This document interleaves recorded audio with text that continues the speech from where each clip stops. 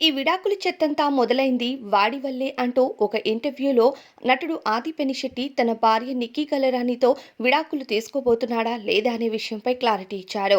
రవిరాజా పెనిశెట్టి దర్శకుడుగా, రచయితగా మనందరికీ ఎంతో సుపరిచితులు.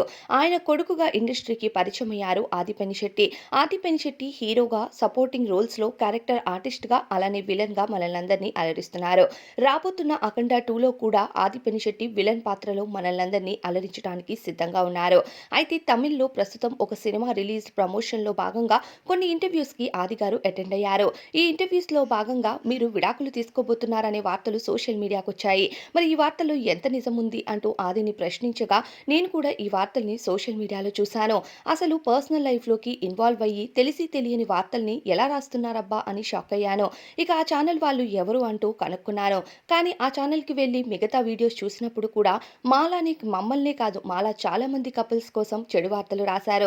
అలాంటి వాళ్ళను నేను పట్టించుకొని వారిని హైలైట్ చేయడం ఇష్టం లేక వదిలేశాను అంటూ వారి విడాకుల వార్తపై క్లారిటీ ఇచ్చారు. నేను నిక్కీ కల్రాని చాలా హ్యాపీగా ఉన్నామని, ఇలాంటి విడాకుల వార్తలు మళ్ళీ సోషల్ మీడియాలో కనిపించకుండా ఉంటాయని కోరుకుంటున్నా అంటూ తెలియజేశారు. ఆది పెనిశెట్టి తన భార్య నిక్కీతో ఎటువంటి విడాకులు లేదనే క్లారిటీ అయితే ఇచ్చేశారు.